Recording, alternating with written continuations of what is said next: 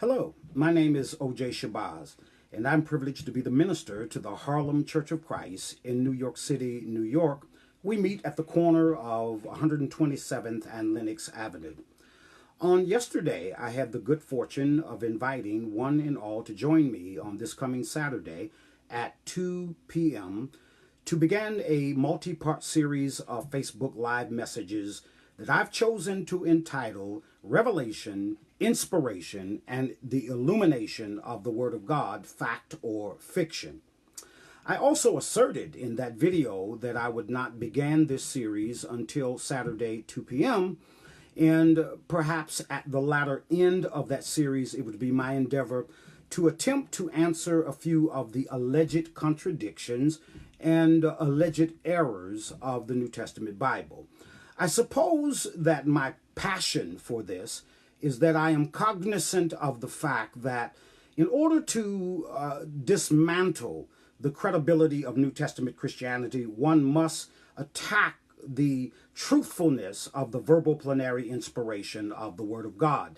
That has aroused, I confess, to some degree, a passion of mine, for I unapologetically stand in defense of the verbal plenary inspiration of the Word of God. Last night, before going to bed, I happened to be perusing Facebook and ran across what I thought was a very valid and interesting question, albeit the question was framed with the air of a charge or yet another charge against the credibility of the Bible.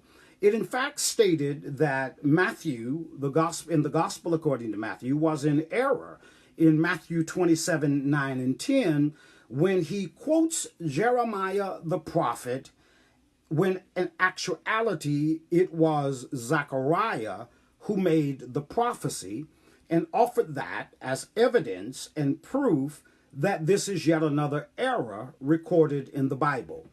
I would like to suggest to you with all humility that Matthew is not at all in error, nor is there a contradiction or a mistake in Matthew 27, 9 and 10 when he quotes the prophet Jeremiah. Ladies and gentlemen, I would caution you to be aware of the fact that while reading the Bible, you are reading, number one, about an Eastern culture and not a Western culture. Number two, you are reading a genre of writing that permeates out of a Jewish culture, and there are many idioms, there are many practices that were very accepted during that time that is vastly different from the Western civilization. I've read what scholars have had to say about the alleged error of Matthew 27, 9 and 10 over the years. I'm cognizant of the theological argument from some scholars that Eusebius takes the position that the Jews many years ago took this portion of Isaiah out of the manuscripts because they viewed it as error. Never was there anything to substantiate the fact that Eusebius had any credibility whatsoever to his assertion. I'm aware of the fact that there are those who have taken the position that chronologically speaking, Jeremiah wrote first and Zechariah wrote later. Therefore, Matthew quoted Jeremiah and not Zechariah. I really do not feel personally in my limited research and study that there's ever been any conclusive evidence to prove that there is validity to that position whatsoever.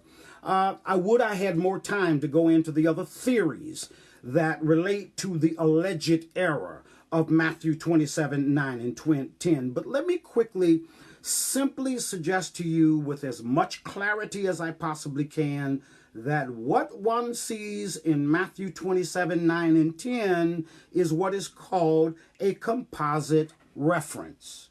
Composite, the combining of two. Reference, a stating of.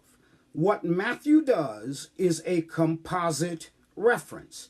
He, one writer, gives a report of what both Jeremiah and Zechariah says, and Matthew attributes the prophecy to Jeremiah. Now, Brother Shabazz, what in the world makes you think there's any validity to the notion of a composite reference? Well, simply this. Number one, Zechariah says absolutely nothing about the buying of a field, yet Jeremiah does in Jeremiah 32, 6 to 8. Jeremiah, on the other hand, says absolutely nothing about the detail of 30 pieces of silver and the money being thrown down to the floor, but Zechariah does in Zechariah 11:13. Minister, what are you saying? I'm saying that the fact and the truth of the matter is there are things that Zechariah says that Jeremiah does not, and there are things that Jeremiah says that Zechariah does not. And so Matthew takes both prophecies and combines them and attributes in what is called a component reference to one writer. Well, Brother Shabazz, if that has any validity, why then did not he just say Jeremiah and Zechariah said?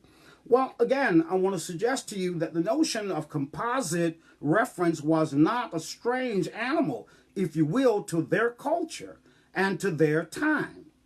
Number two, I want to suggest to you that in their culture and at that time, Jeremiah was recognized as a major prophet, whereas Zechariah was a minor prophet. In their culture, the designation of being a major prophet bore a tremendous amount of influence. I am in no wise suggesting that Zechariah was inspired in a lesser way or that they had lesser respect. Nonetheless, it does not repudiate the fact that in their culture and in their thinking and in their time, when a major prophet was brought to evidence, it garnered the immediate attention of the would-be hearers or the receivers of those writings. This is not complicated. It is simply a composite reference. It is the taking of Jeremiah and Zechariah's prophecy and Matthew reporting in a composite reference and assigning the prophecy to Jeremiah. Again, I want to suggest to you that the undisputable and undeniable fact of the matter is Zechariah says nothing about a field.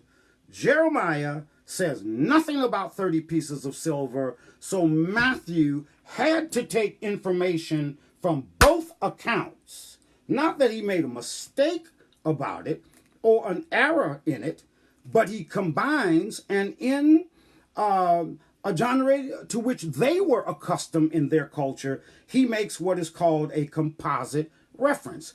Down through the hundreds and hundreds and hundreds and hundreds of years, there are no records or documentation of the then culture having controversy over an alleged error, not with sustainability, without credibility, has one been able to make that assertion. However, in more modern times, in these surges and searches to find something with which to indict the credibility of the Bible, these kinds of objections are raised.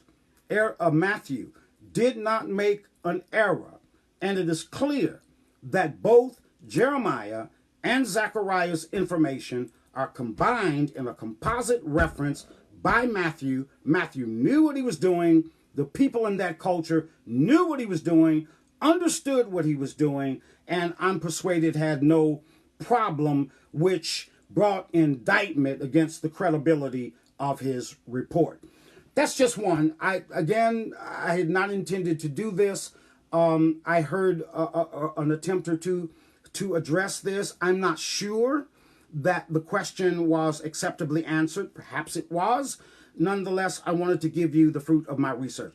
In my presentation at the end on Saturday, if the God of our salvation is willing, I will give you some references to study of men who have given their life to studying Methuen, writing, his style, what he does, and how he treats the prophecies of Jeremiah in chapter 2 and verse 17, and how he treats the prophecies of Isaiah in Isaiah 4, rather in Matthew 4:14 and Matthew 8:17 and Matthew 12:17. But I beg of you, ladies and gentlemen, we must wrap our minds around the fact that we are studying yet another language, another culture, another time, and we cannot westernize in our view of this very critical and holy document a mindset that is so vastly different from the one in which it was written. Well, my time is gone. I want to thank you for giving me the time. I look forward with great anticipation to seeing you on this coming Saturday, God willing, at 2 o'clock, the revelation, inspiration, and illumination of the Word of God, fact or fiction. May the God of salvation bless you, and may he bless you real good. Thank you.